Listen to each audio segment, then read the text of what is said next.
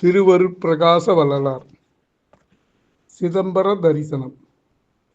அருட்பெருஞ்சோதி அருட்பெருஞ்சோதி தனி பெருங்கருணை அருட்பெருஞ்சோதி.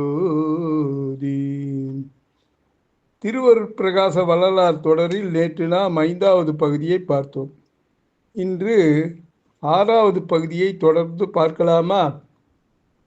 தில்லை நடராஜ பெருமானின் ஆருத்ரா தரிசனம் கண்டு பேரானந்தத்தில் திளைத்த பக்தர்கள் காண்டாமணியின் ஒளியையும் மீறி ஹர ஹர ஹர மகாதேவா, ஹர ஹர ஹர மகாதேவா, சிவ சிவ சிவ சிவ சம்போ மகாதேவா, ஜெய ஜெய ஜெய சம்போ மகாதேவா, தென்னாடுடைய சிவனே போற்றி, எந்நாட்டவர்க்கும் நிறைவா போற்றி, தில்லை நடராஜ பெருமானே வாழி வாழி என்று முழங்கிக் கொண்டிருந்தார்கள். அந்த முழக்கம் கோயில் பரப்பையும் கடந்து நகர் எல்லை வரை எதிரொலித்து கொண்டிருந்தது. ராமையா பிள்ளை குடும்பத்தோடு நடராஜ பெருமான் சந்நிதி முன் நின்று இருகரம் கூப்பி உள்ளமுருகி வழிபட்டார். தம்பதியர் இருவரின் கண்களும் பெருமானின் திவ்ய ரூபம் கண்டு ஆனந்த பரவசத்தில் பணிந்தன. மெய்யெல்லாம் குழைய பக்தி பரவசத்தில் மனம் திளைக்க ராமையா பிள்ளை, சிதம்பரநாதா, நடராஜ பிரபு, சிவகாம சுந்தரி மணாலா, தேவதேவா, சிற்சவேசா, அம்பலவானா, நீர்தான் துணை, ஐயனே நீர்தான் துணை என்று வேண்டிக் கொண்டார் ராமையா பிள்ளை. கூடவே கணவரைப் போலவே சின்னம்மையும் வேண்டிக் கொண்டாள். அப்போது அங்கு வந்த கோயில் தீட்சதர்களுள் ஒருவரான அப்பைய தீட்சதர் குடும்ப சகிதமாக வந்திருக்கும் ராமையா பிள்ளையை பார்த்துவிட்டு அகம் மகிழ்ந்தவராய் முகமலர்ச்சியோடு வாருங்கள் வாருங்கள் ராமையா பிள்ளை வாருங்கள் என்று வரவேற்றார். உமது பாரியாளோடும் பிள்ளைகளோடும் ஆருத்ரா தரிசனம் செய்தாயிற்றா இல்லையா என்று கேட்டார். ஆயிற்று சுவாமி, எல்லாம் நல்லபடியாக முடிந்தது என்று அவருக்கு பதில் சொன்ன ராமையா பிள்ளை மனைவியை பார்த்து, சின்னம்மை, இவர்தான் அப்பைய தீட்சதர், நம்மிடம் மிகுந்த நேயமுள்ளவர் என்று அவரை அவளுக்கு அறிமுகப்படுத்தி வைத்தார். உடனே அப்பைய தீட்சதரை புன்னகையுடன் நோக்கி நமஸ்கரிக்கிறேன் சுவாமி என்றாள் சின்னம்மை. குலப்பெருமைக்கே உரிய சின்னம்மையின் பணிவு கண்டு மகிழ்ந்து அப்பைய தீட்சதர், நடராஜ பெருமான் கிருபையால் குடும்பம் க்ஷேமம் உண்டாகட்டும் அம்மா என்று ஆசீர்வதித்தார்.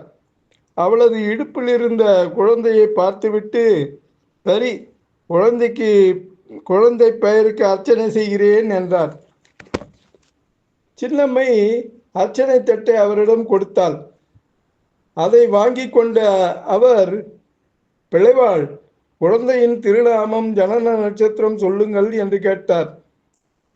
சித்திரை நட்சத்திரம் சுவாமி, இன்னும் பெயர் சூட்டவில்லை என்றார் ராமையா பிள்ளை. பரவாயில்லை பிள்ளைவாள், நட்சத்திரம் சொல்லி அர்ச்சனை செய்து விடுவோம் என்று அப்பைய தீட்சிதர் அர்ச்சனை முடித்து தீபத்தட்டை அவர்களிடம் நீட்டினார். எல்லோரும் கற்பூர ஆரத்தியை கைகளால் தொட்டு கண்களில் ஒற்றி கொண்டார்கள். அவர்களுக்கு தீட்சதர் விபூதி பிரசாதம் வழங்கிவிட்டு சின்னம்மையிடம் அர்ச்சனை தட்டை கொடுத்தார். அப்போது ராமையா பிள்ளை அப்பைய தீட்சதரிடம், சுவாமி, பெருமாள் தரிசனம் நன்றாக முடிந்தது, இனி சிதம்பர ரகசியம்தான் காண வேண்டும் என்றார். அதே சமயம் சிதம்பர ரகசியத்துக்கான பூஜைகள் எல்லாம் முடிந்தன. தீட்சதர் சன்னதி திரையை தூக்கினார். எல்லோரும் சிதம்பர ரகசியத்தை தரிசித்து கைகூப்பி வழிபட்டு வணங்கினார்கள். கூடவே காண்டாமணியின் ஒளியோடு ஹர ஹர ஹர மகாதேவா என்று பக்தர்கள் முழக்கம் எங்கும் எதிரொலித்தது. அப்போது அப்பைய தீட்சிதர் சின்னம்மையிடம் சிதம்பர ரகசிய சந்நிதியை காட்டி, அம்மா, இதுதான் ஆகாயத்தலம், துவாதச ஆனந்த பெருவெளி என்று விளக்கியவர், குழந்தைக்கும் சிதம்பர ரகசியத்தை காட்டு அம்மா என்றார். அந்த கணத்தில் அந்த அதிசயம் நிகழ்ந்தது. அந்த அதிசயம் என்னவென்றால், சின்னம்மையின் கையில் இருந்த குழந்தை சிதம்பர ரகசியம் கண்டு கலகலகலவென நகைத்தது, அதாவது சிரித்தது. அதுகென்று பெற்றோரும் அப்பைய தீட்சிதரும் சொல்லனா வியப்புக்கு ஆளானார்கள். உடனே அப்பைய தீட்சிதர் அந்த ஆச்சரியத்தோடு ராமையா பிள்ளையை பார்த்து, பிள்ளைவாள், இதென்ன ஆச்சரியமாக இருக்கிறது? சிதம்பர ரகசியத்தின் உண்மை பொருளை குழந்தை கண்டுணர்ந்ததோ இப்படி கலகலவென நகைக்கின்றானே, இது ஒரு மகத்தான விந்தையாக அல்லவோ இருக்கிறது. இது உங்கள் குழந்தை என்று அம்பலவாணனின் அருட்குழந்தையே ஆகும். இது உங்கள் குழந்தை இல்லை, அம்பலவாணரின் அருட்குழந்தையே தான் இவன். தாங்கள் பெற்ற பாக்கியமே பாக்கியம் என்று உள்ளம் பூரிக்க சொன்னார் அந்த தீட்சிதர். அதற்கு எல்லாம் பெருமாள் சித்தம், பெருமாள் திருவருள் என்று அடக்கத்தோடு சொன்னார் ராமையா பிள்ளை. அப்போது சுவாமி என்று மெல்லிய குரலில் கணவரை அழைத்தாள் சின்னம்மை. என்ன சின்னம்மை என்று கேட்டார் ராமையா பிள்ளை.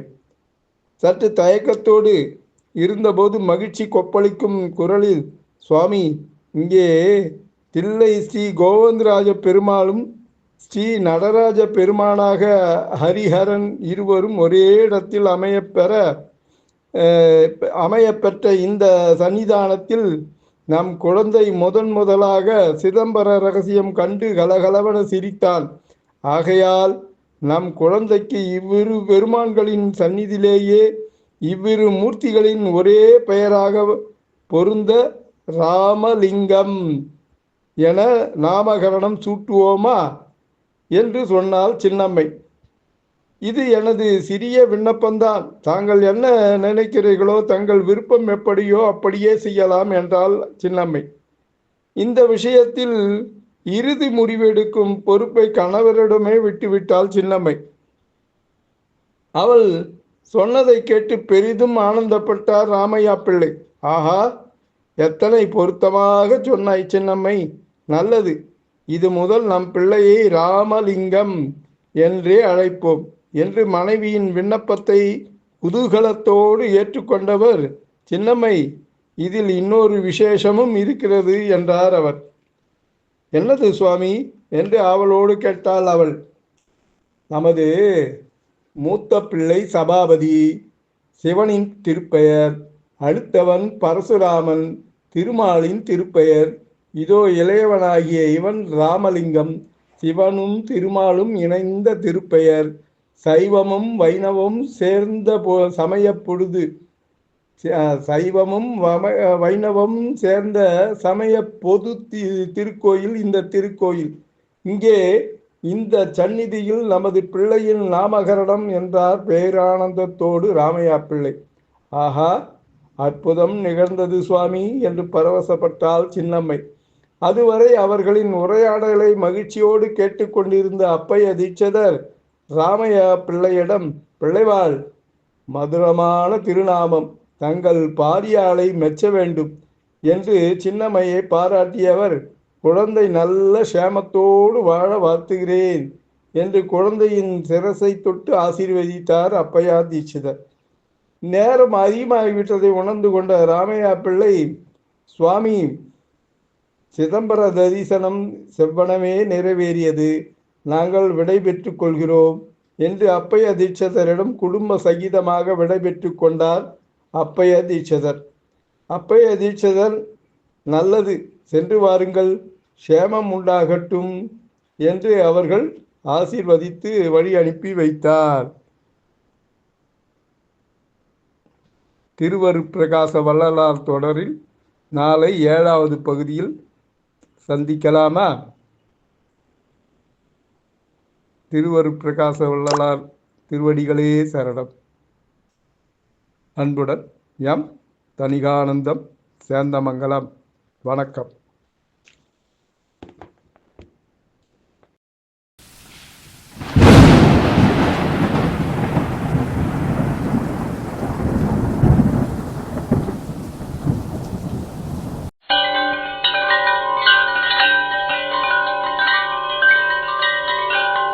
தணிகை டிவியை லைக் பண்ணுங்கள், ஷேர் பண்ணுங்கள், பெல் பட்டனை ப்ரெஸ் பண்ணுங்கள். தணிகை டிவியை சப்ஸ்கிரைப் பண்ணுங்கள்.